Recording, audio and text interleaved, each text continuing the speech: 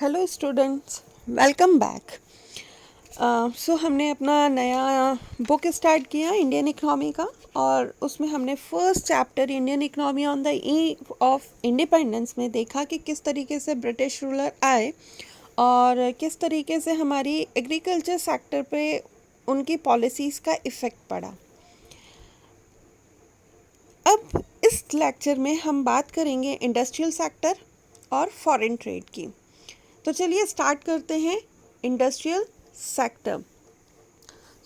Industrial sector, जैसे कि हमने पहले भी बात करी थी और मैंने आपको बताया था कि हमारा जो हैंडीक्राफ्ट था और कुछ ऐसे स्पेशल प्रोडक्ट्स थे कि जिनकी वर्ल्ड वाइड जो है डिमांड बहुत ज़्यादा थी। ठीक है, तो बहुत ज़्यादा इंडस्ट्रीज़ तो नहीं थी हमारे पास में, लेकिन हाँ हम जो हैंडीक्राफ्ट इंडस्ट्रीज थी उसकी चीज़ें हमारे वर्ल्ड वाइड फेमस थी। और क्योंकि ब्रिटिशर्स का जो एक पूरा मोटिव ये था कि किस तरीके से हमें जो इंडियन इकनॉमी है उसकी अच्छी चीज़ें एब्जॉर्व करनी है और अपनी इंडस्ट्रीज़ अपनी ब्रिटिश इकनॉमी को स्ट्रॉन्ग करना है। तो ऑब्वियसली इंडियन इकनॉमी ज़्यादा डेवलप ना कर पाए, इंडस्ट्रीज ज़्यादा डेवलप ना कर पाए, तो उन्होंने इसके लिए भी कुछ ना कुछ जो है एक डिस्क्रिमिनेटेड पॉलिसीज़ जो हैं उनको अपनाई। तो इसके लिए उन्होंने फर्स्ट जो था वो क्या किया, डी इंडस्ट्रियलाइजेशन किया। डी इंडस्ट्रियलाइजेशन का मतलब क्या होता है कि जो इंडस्ट्रीज़ ऑलरेडी हैं उनको भी कम कर देना या उनको ख़त्म कर देना, और दूसरी इंडस्ट्रीज़ जो हैं उनको डेवलप नहीं होने देना। ठीक है, मतलब जो हैंडीक्राफ्ट इंडस्ट्रीज़ थी उन्होंने ऐसी पॉलिसीज़ बनाई, इस तरीके की पॉलिसीज़ बनाई कि हमारी हैंडीक्राफ्ट इंडस्ट्री जो थी वो भी डिक्लाइन होने लगी। ठीक है, और जो दूसरी इंडस्ट्रीज़, जो बेसिक इंडस्ट्रीज़ या हम कह सकते हैं कि जिनका डेवलपमेंट किसी इकोनॉमी में होने की वजह से वहाँ पर और ज़्यादा डेवलपमेंट होता है, उनका भी सेटअप नहीं किया गया। ठीक है, तो फर्स्टली उन्होंने हमारी हैंडीक्राफ्ट इंडस्ट्रीज़ को डिक्लाइन करने के लिए क्या रूल बनाए। तो उन्होंने इंडस्ट्रियलाइजेशन को ब्रिटिशर्स ने टू फोल्ड जो हैं पॉलिसीज़ बनाई। तो टू फोल्ड पॉलिसीज़ में क्या है, देखिए यहाँ पे फर्स्ट पॉइंट आपका लिखा हुआ है, to get raw material from India at cheap rates to be used by upcoming modern industries in Britain. इसका क्या मतलब हुआ? इसका मतलब ये हुआ कि जो इंडिया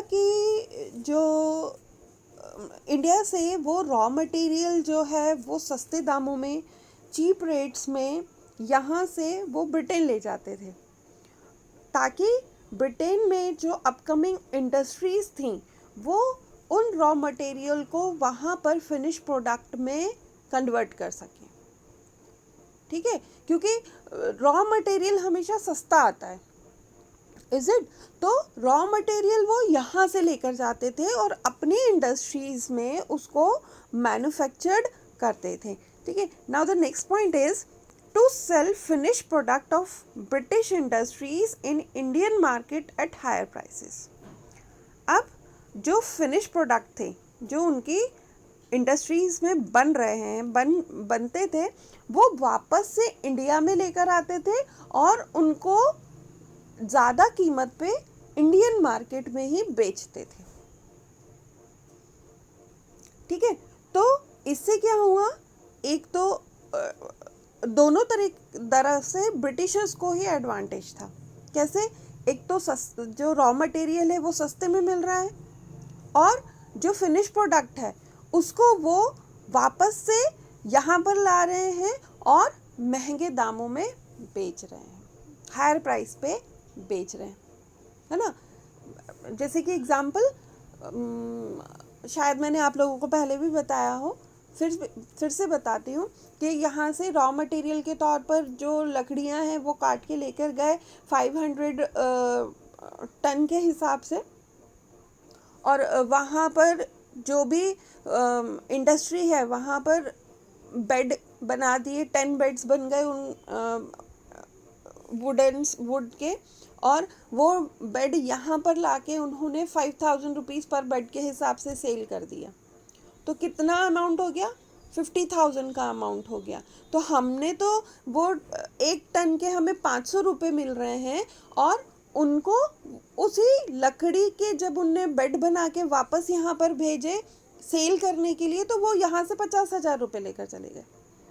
ठीक है, तो दोनों तरफ से हमारी इकोनॉमी जो है वो धीरे धीरे जो है हमारे ड्रेन होती जा रही थी पूरी तरीके से। हाँ, ओके नाउ उसके बाद में एक और चीज़ थी कि उन्होंने एक टैरिफ पॉलिसी बनाई। टैरिफ पॉलिसी का मतलब समझते हैं? जब इंपोर्ट एक्सपोर्ट होती हैं चीज़ें तो उनके ऊपर कोई कुछ टैक्स लगाए जाते हैं। ठीक है, तो उन्होंने क्या किया, जो यहाँ से रॉ मटेरियल है उसको तो उन्होंने उसके ऊपर तो कम फ्री में एक्सपोर्ट कर दिया उसको यहाँ से। ठीक है, वहाँ से जो फाइनल गुड्स इंपोर्ट हो रहा है उसको में फ्री में लेकर आ रहे हैं। मतलब इंपोर्ट और एक्सपोर्ट में जो ब्रिटेन में जो सामान जा रहा है उसके ऊपर कोई टैक्स नहीं था, एक्सपोर्ट पर भी नहीं था, इंपोर्ट पर भी नहीं था। लेकिन अगर आप ब्रिटेन के अलावा कहीं और किसी दूसरे नेशन में इंपोर्ट या एक्सपोर्ट करते हो तो उसके ऊपर हैवी ड्यूटी लगा दी गई थी, स्पेशली हैंडीक्राफ्ट आइटम पे 2 गुना 3 गुना लगा दिया। अब सपोज मान लो कि किसी ने जो है एक सिल्क का कुछ बनाया, सिल्क की साड़ी बनाई, या ये समझ लो कि कोई कारपेट बनाया। ठीक है, अब वो कारपेट की कीमत जो है जब हमारे यहाँ पे हैंडलूम में बनाई गई उसकी कीमत हो गई 500 रुपये। ठीक है, लेकिन जब वो मैंने एक्सपोर्ट किया तो उस पर इतना ज़्यादा ड्यूटी लगा दी गई कि वो वहाँ पर जो है 1500 की पड़ गई। ठीक है, वो 1500 की पड़ गई जिसकी कीमत सिर्फ 400 या 500 रुपये है। तो धीरे धीरे क्या हुआ, जो इतनी पॉपुलैरिटी थी हैंडीक्राफ्ट की वर्ल्ड वाइड इंडियन प्रोडक्ट्स की, वो धीरे धीरे क्योंकि वो कॉस्टली होते जा रहे थे तो धीरे धीरे लोगों ने उनका इस्तेमाल करना बंद कर दिया।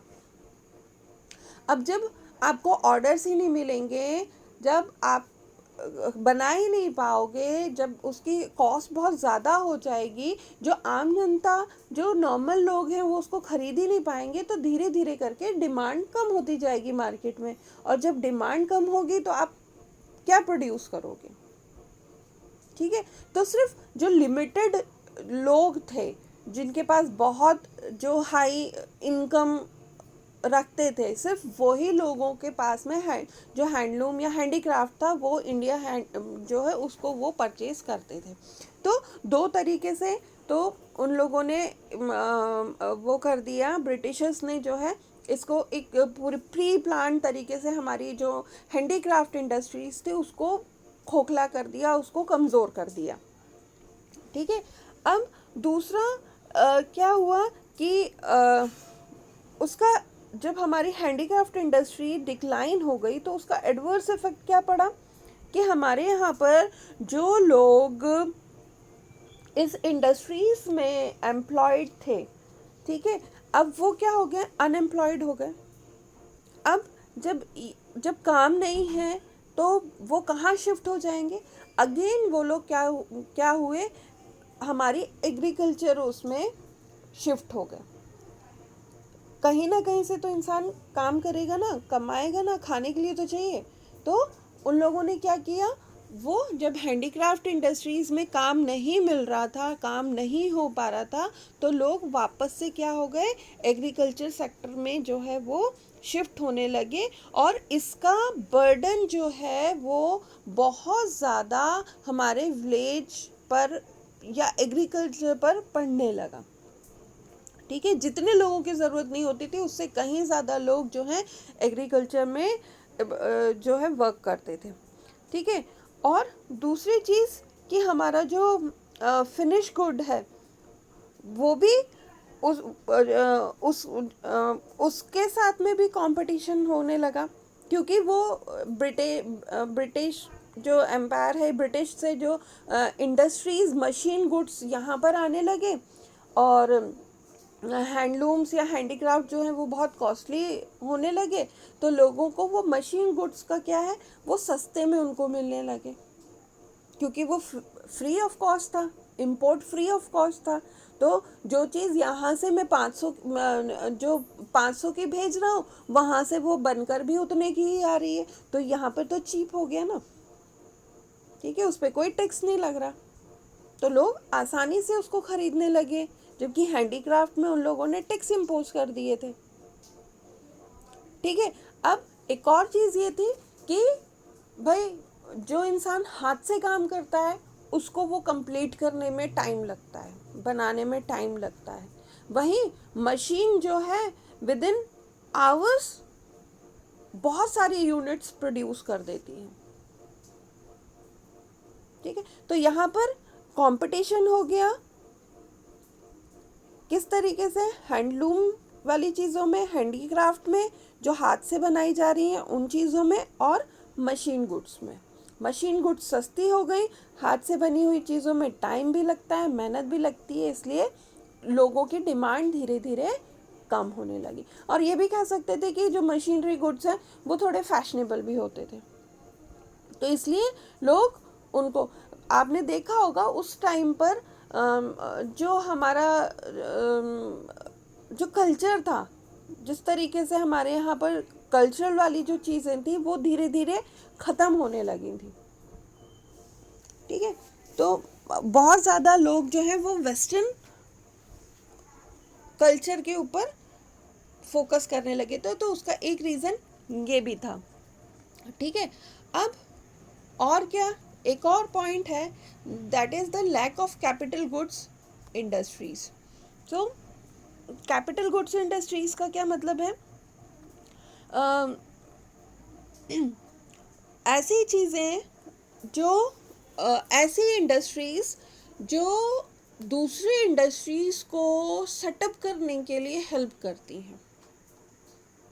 ठीक है, तो ऐसी जो इंडस्ट्रीज़ हैं उनको भी ब्रिटिश रूल के ड्यूरेशन में फोकस नहीं करते थे, ब्रिटिशर्स उस पर फोकस नहीं करते थे।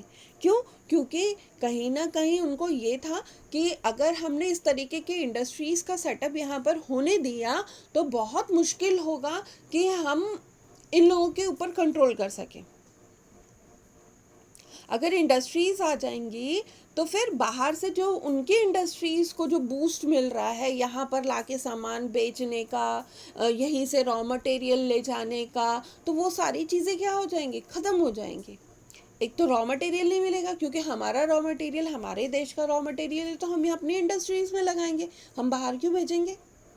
दूसरा, हमारे यहाँ पर ही अगर इंडस्ट्री सेटअप हो गई तो जो फिनिश गुड भी हो रहा है वो हमें और ज़्यादा चीप रेट में मिलेगा, तो हम उसी का इस्तेमाल करेंगे, हम बाहर से क्यों मंगाएंगे चीज़ों का। ठीक है, तो यहाँ पर यही हुआ कि उन्होंने जो कैपिटल गुड इंडस्ट्रीज़ हैं उनको भी तैयार नहीं होने दिया, बनने नहीं हुआ। आपने Tata and iron steel industries का नाम सुना होगा ना, जमशेदजी टाटा। तो जब उन्होंने वो इंडस्ट्री सेट करी, मतलब एक एग्जांपल दे रही हूँ और ये रियलिटी है, जब उन्होंने वो इंडस्ट्री सेट करने के लिए टेंडर भरा, या ये कह सकते जब एप्लीकेशन दी, तो उनकी वो 3 से 4 बार रिजेक्ट करी गई थी एप्लीकेशन। उसका रीज़न यही था क्योंकि आयरन और स्टील इंडस्ट्री क्या होती है, बेसिक इंडस्ट्री होती है जिसमें बहुत सारी चीज़ें, छोटी छोटी चीज़ों का भी मैन्युफैक्चरिंग होती है जो दूसरी इंडस्ट्रीज़ में या दूसरी मशीन्स में लगती हैं। तो वो इंडस्ट्री, जबकि हमारे यहाँ पर आयरन जो है बहुत भरपूर मात्रा में है, जो रिसोर्स है आयरन और रिसोर्स वो बहुत है हमारे यहाँ पे, लेकिन वो इंडस्ट्री वो सेट नहीं होने दे रहे थे क्योंकि अगर iron and steel industry set हो जाएगी तो उसको दूसरी इंडस्ट्रीज को सेट करने में भी सपोर्ट मिलेगा। ठीक है ना। तो एक तो ये चीज़ हो गई, और दूसरा कि वो इस तरीके की किसी भी चीज़ के ऊपर ध्यान ही नहीं दे रहे थे कि कि इंडिया जो है वो डिपेंडेंट रहे ब्रिटेन के ऊपर, इसलिए वो नहीं फोकस कर रहे थे कि किसी भी तरीके का इंडस्ट्रीज जो हैं वो यहाँ पर सेट हो जाए। ठीक है। दूसरी चीज़, low contribution to gross domestic product. ठीक है, अब सीधी सी बात है कि आपका जो इंडस्ट्रियल सेक्टर जो है उसका ग्रोथ नहीं हो रहा, कोई नई इंडस्ट्रीज़ नहीं आ रही हैं, साथ में जो आपकी हैंडीक्राफ्ट इंडस्ट्री थी वो भी डिक्लाइन हो गई है, और जो एग्रीकल्चर सेक्टर में भी उन्होंने इतना फोकस नहीं किया था, तो जो हमारा जीडीपी था वो बिल्कुल ख़त्म ना के बराबर हो गया था। बहुत ही कम रेशो में जीडीपी दिखाई देता था। Is it? दूसरा है आपका limited role of public sector. सीधी सी बात है, उस समय क्या था, गवर्नमेंट ही इसकी थी, ब्रिटिशर्स की, तो उन्होंने कुछ चीज़ें लाई भी, जैसे सपोज मान लो कि उन्होंने रेलवेज को कंस्ट्रक्ट किया, यहाँ पर लेकर आए, पावर जनरेट किए, कम्युनिकेशंस बनाए, पोर्ट्स भी बनाए, लेकिन ये सब चीज़ें किसके लिए थी? सिर्फ उनके लिए। किसके लिए? ब्रिटिशर्स के लिए, उनकी इंडस्ट्रीज़ के गुड्स के लिए। उसमें इंडियंस नहीं जा सकते थे, उनमें इंडियन गुड्स नहीं एक जगह से दूसरी जगह पे भेज सकते थे। ठीक है, तो इसका भी फ़र्क पड़ता था कि भैया उनका तो सामान आया, फटाफट पोर्ट से उतरा और उन्होंने रेलवेज में डाल के पूरे देश में पहुंचा दिया। ठीक है, यहाँ पर अगर कोई इंसान पहले तो वो हाथ से बना रहा है, देन उसको अलाउड नहीं है तो वो बैलगाड़ी में, घोड़ा गाड़ी में कैसे भी करके सामान डाल रहा है, और फिर 3 4 5 दिन में वो उस जगह पर पहुँचेगा। ठीक है, फिर वापस आएगा ऑर्डर लेके, तो तकरीबन 1 महीना 15 20 दिन का प्रोसेस ये चलता था, और ज़्यादा वाइडली स्प्रेड भी नहीं हो सकते थे क्योंकि आपके पास फास्टर स्पीड नहीं है ट्रांसपोर्टेशन की, तो आप कैसे दूसरी दूसरी जगहों पर सप्लाई कर सकते हो। तो पूरा एक जो है, जितनी भी ग्रोइंग चीज़ें थी, या आप कह सकते हैं कि जो भी फास्टर चीज़ें थी वो सारी किसके कंट्रोल में थी? ब्रिटिशर्स के कंट्रोल में थी। सिर्फ उनका इस्तेमाल वही करते थे अपनी इंडस्ट्रीज़ को बूस्ट करने के लिए। Is it? अब ये तो हो गया आपका किस तरीके से इंडस्ट्रियल सेक्टर में जो ब्रिटिशर्स ने कमाल दिखाया अपना, और हमारी जो एक world wide famous handicraft industries थी वो भी उनकी पॉलिसीज़ के वजह से ख़त्म हो गई, ना के बराबर हो गई। इतनी स्मार्टली उन्होंने प्ले किया कि हमारा जो चीज़ें फेमस थी वो भी ख़त्म होने लगी, लोगों की डिमांड्स ख़त्म होने लगी क्यों? Because of tax policies. ठीक है, अब हम बात करते हैं फॉरेन ट्रेड की, क्योंकि इंडस्ट्रीज़ की बात हुई है तो ऑब्वियसली हमारा जो ट्रेड है एशियन ड्यूरेशन से जो है बहुत पॉपुलर था। जैसे हमने बात करा कि हमारी जो सिल्क है, कॉटन है, स्पाइसेस थी, और भी ऐसी बहुत सारी चीज़ें, डायमंड्स हो गए, ये सारी बहुत सारी चीज़ें जो थी ना वो पॉपुलर थी हमारी यहाँ से, बाहर लोग लेकर जाते थे। ठीक है, तो अब उसके ऊपर उस पे ब्रिटिशर्स ने कैसे कंट्रोल किया या उसको किस तरीके से पूरा बर्बाद कर दिया। तो सबसे पहला जो है यहाँ पर एक डिस्क्रिमिनेटरी पॉलिसी उन्होंने वो लेकर आए। डिस्क्रिमिनेटरी पॉलिसी क्या थी उसका, देखिए फर्स्ट पॉइंट आप ये देख सकते हैं, exporter of primary products and importers of finished goods. ठीक है, तो हमें हमारी इंडिया को उन्होंने प्राइमरी प्रोडक्ट्स का एक्सपोर्टर बना दिया। जैसे अभी मैंने लास्ट उसमें आपको बताया कि यहाँ से cotton, silk, sugar, Indigo, jute, पता नहीं कितना सारा जो रॉ मटेरियल है वो ब्रिटिशर्स अपने इंडस्ट्रीज़ के लिए लेकर जाते थे। ठीक है, और वहाँ से उन सब का फिनिश प्रोडक्ट्स में उनको कन्वर्ट करके यहाँ पर लेकर आते थे।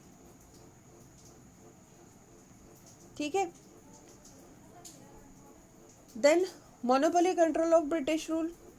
मोनोपोली कंट्रोल मतलब कि क्योंकि हमने पहले ही पढ़ा कि हम लोग क्या थे, कॉलोनी थे, और वो लोग क्या थे, रूलर थे, तो उन्होंने उनका इकोनॉमिक उस पर भी पूरा कंट्रोल था।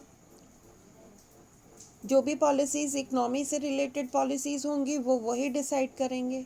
तो उन्होंने क्या किया, क्योंकि पूरी तरीके से मोनोपोली थी, ब्रिटिश रूल का ही पूरा दबदबा था, तो उन्होंने क्या किया कि जो इंडियन फॉरेन ट्रेड था उसको रेस्ट्रिक्टेड कर दिया। ठीक है, कि जितना भी प्रोडक्शन होगा, जो भी रॉ मटेरियल या जो भी हम एक्सपोर्ट या इंपोर्ट करेंगे, अगर हमें एक्सपोर्ट करना है तो जितना भी प्रोडक्शन हो रहा है उसका हाफ पार्ट जो है वो ब्रिटिश जाएगा, ब्रिटेन में जाएगा। ठीक है, और अगर उन्होंने अलाउड किया, और अगर आप किसी दूसरे देश में ये चीज़ें भेजते हो, जैसे चाइना हो गया, श्रीलंका हो गया, यहाँ पे कहीं पर भी अगर आप इन चीज़ों को भेजते हो तो उस पे उनको बहुत ज़्यादा टैक्स पे करना पड़ेगा, डबल टैक्स पे करना पड़ेगा। ठीक है, तो एक तरीके से ये हो गया। दूसरा, उन्होंने जो है स्विस कैनल का नाम सुना होगा ना आप लोगों ने। अब स्विस कैनल जो है वो उन्होंने बना लिया।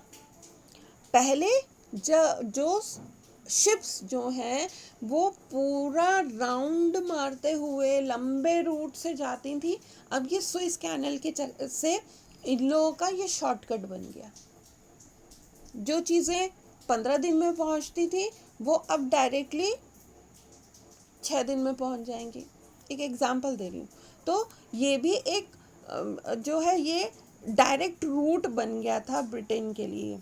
तो एक ये भी थोड़ा सा ब्रिटिश वालों के लिए एक इजी वे हो गया था कि जल्दी से एक्सपोर्ट और इंपोर्ट कर सकें, रॉ मटेरियल को एक्सपोर्ट कर सकें और फिनिश गुड को इंपोर्ट कर सकें। Drain of Indian wealth during British rule. किस तरीके से ब्रिटिश रूलर्स ने जो भी हमारा जो हैंडीक्राफ्ट की वजह से जो भी हमारा फॉरेन एक्सचेंज हम लोगों को मिलता था, जो पैसा हमें मिलता था, ठीक है, तो उसका कोई फोकस नहीं किया था कि इंडिया को उनको डेवलप करना है।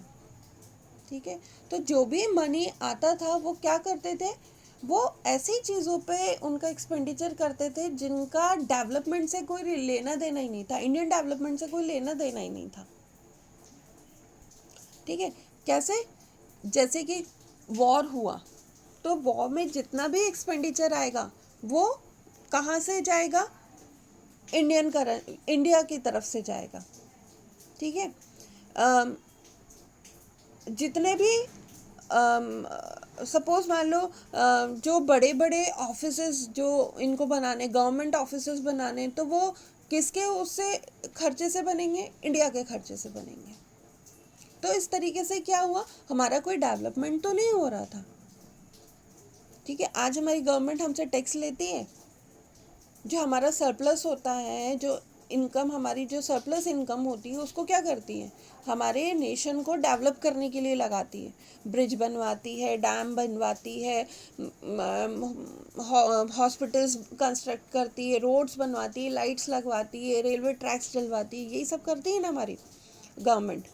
लेकिन उस समय ब्रिटिश गवर्नमेंट ने क्या किया, उन्होंने अपने बेनिफिट के लिए किया। मतलब अगर वो लड़ाई लड़ रहे हैं तो उसका खर्चा कौन उठाएगा? इंडियन इकोनॉमी की तरफ से जाएगा। उन्हें बड़ी बड़ी बिल्डिंग बनानी है तो उसका खर्चा कौन देगा? हम लोग देंगे। तो क्या हुआ, हमारा पैसा जो पैसा था, हमारी करेंसी जो थी वो तो वेस्ट हो गई, उसका कोई रोल ही नहीं हुआ। ठीक है, तो ये उनके स्ट्रैटेजीज थी कि किस तरीके से इंडिया की जो इकोनॉमिक कंडीशन है वो हर तरीके से कैसे उन्होंने फॉरेन ट्रेड से ले लो, इंडस्ट्रियल सेक्टर से ले लो, एग्रीकल्चर सेक्टर से ले लो, तो मतलब उन लोगों ने हर जगह पे स्टैग्नेंट कर दिया, रोक दिया, हमारी रफ्तार को ब्रेक लगा दिया। और रफ्तार किसकी बढ़ी? उनकी खुद की। पैसा हमारा था, लेकिन बढ़ कौन रहा था आगे? ब्रिटेन। ठीक है, सो आज के लिए इतना ही, दोनों चीज़ें। आगे वाले हम जो लेक्चर है उसमें इसकी डेमोग्राफिक कंडीशन और आपकी ऑक्यूपेशनल स्ट्रक्चर, इंफ्रास्ट्रक्चर, इनके बारे में डिस्कस करेंगे। So till then, bye.